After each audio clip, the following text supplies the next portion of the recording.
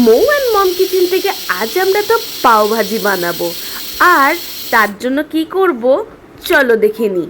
First আমরা এখানে সব ভেজিটেবলসগুলোকে কেটে নিয়েছি। কি কি আছে এখানে?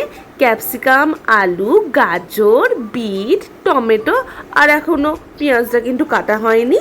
আমরা এখানে নিয়ে নিলাম প্রেসার কুকার।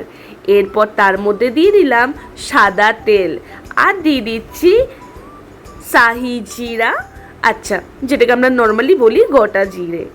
এরপরে ওটাকে একটু নাড়াচাড়া করে নিলাম। এর মধ্যে দিয়ে দেবো পাওভাজি মশলা। আমি এখানে একটা ছোট্ট প্যাকেট কিনে নিয়েছিলাম, 1 চামচ এখানে দিয়ে দিলাম। এরপর আমি দুটোকে ভালো করে মিক্স করে নেব, জিরে আর পাওভাজি মশলাটাকে। এরপরে দিয়ে দেব আমাদের ভেজিটেবলসগুলো। প্রথমে কিন্তু টমেটোটা দেওয়া উচিত ছিল, বাট আমি না ভুলে গেছি জাস্ট। তোমরা প্রথম টমেটোটাই দিও, টমেটো, আলু। এরপরে দিয়ে দেব বিট। বিট তো দেয়ই জানো তোমরা, পাওভাজিতে কালারটা কি সুন্দর আসে। এরপরে আমি দিয়ে দিলাম এখানে গাজর। ব্যাস, আপাতত আমাদের সব ভেজিটেবলস দেওয়া কমপ্লিট। এবার ভালো করে একটু মিক্স করে নেব মশলাটার সঙ্গে। এরপর এখানে দিয়ে দেব স্বাদ মতো নুন। তোমরা যতটা নুন খাবে সেই অনুযায়ী তোমরা নুনটা এখানে দিয়ে দেবে। আমি 1/2 চামচ মতো এখানে দিয়েছিলাম। তারপর দিয়ে দেবো জল। দেখবে ভেজিটেবলসগুলো যেন ডুবে যায় মানে সেদ্ধ হওয়ার মতো প্রপার জল থাকে। দেখতেই পাচ্ছ আমি কতটা জল দিয়েছি। এরপর আমি এটাতে সেদ্ধ করতে দিয়ে দেবো। একদিকে সেদ্ধ করতে তো বসিয়ে দিয়েছি, আর ওদিকে আমি পেঁয়াজগুলো এরকম মিডিয়াম সাইজ করে কেটে নিচ্ছি। খুব ছোট না, একটা মিডিয়াম সাইজের পেঁয়াজগুলোকে আমি কেটে নিলাম। আর অন্যদিকে তো আমার অলরেডি সেদ্ধ হয়ে গেছে। এই দেখো প্রেসার কুকারে সিটি তো বেজে গেছে। চলো, তার মানে আমাদের সেদ্ধ প্রায় কমপ্লিট। আমি 3খানা সিটি দিয়েছি এখানে। কিছুক্ষণ রেখে দিয়ে আমি এটাকে খুলে নিলাম। আচ্ছা, সেদ্ধ করার সময় একটা জিনিস মাথায় রাখবে, সবজিগুলো কিন্তু গলবে না, কিন্তু আমাদের সবজিগুলো প্রপারভাবে সেদ্ধ হয়ে যাবে। বুঝতে পারলে? এরপর অন্যদিকে আমি আবার এখানে একটা কড়াই নিয়ে নিলাম। কড়াইয়ের মধ্যে আমি একটু সাদা তেল আর বাটার দিয়ে দিলাম। কেন বলো তো সাদা তেলের ওপর বাটারটা দিলাম? যাতে আমাদের বাটারটা জ্বলে না যায়। এরপর এখানে ভেজিটেবলসের মধ্যে আমি দিয়ে দিচ্ছি ছোট ছোট করে কেটে রাখা ক্যাপসিকাম।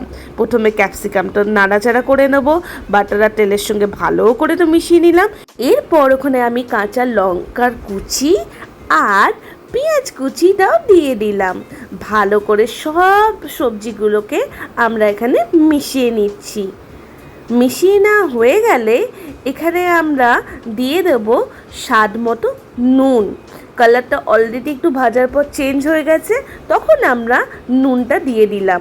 আর দিয়ে দিচ্ছি পাওভাজি মশলা। এখানে 2 চামচ পাওভাজি মশলা আমি দিয়েছি। তাহলে আগে আমি 1 চামচ অলরেডি দিয়েছিলাম এই প্রেসার কুকারের মধ্যে, আর এখানে দিলাম 2 চামচ। আর দিয়ে দিচ্ছি এখানে কাশ্মীরি লাল লঙ্কার গুঁড়ো। আবার ভালো করে নাড়াচাড়া করলাম।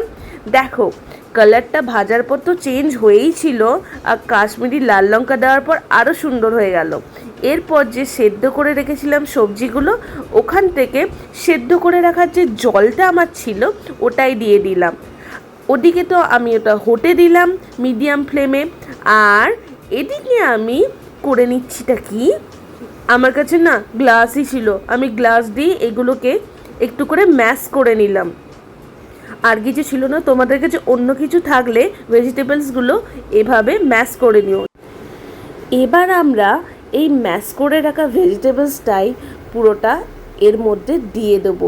কড়াইতে পুরোটা দেওয়া হয়ে গেলে ভালো করে এপিট ওপিট করে মিশিয়ে নেব।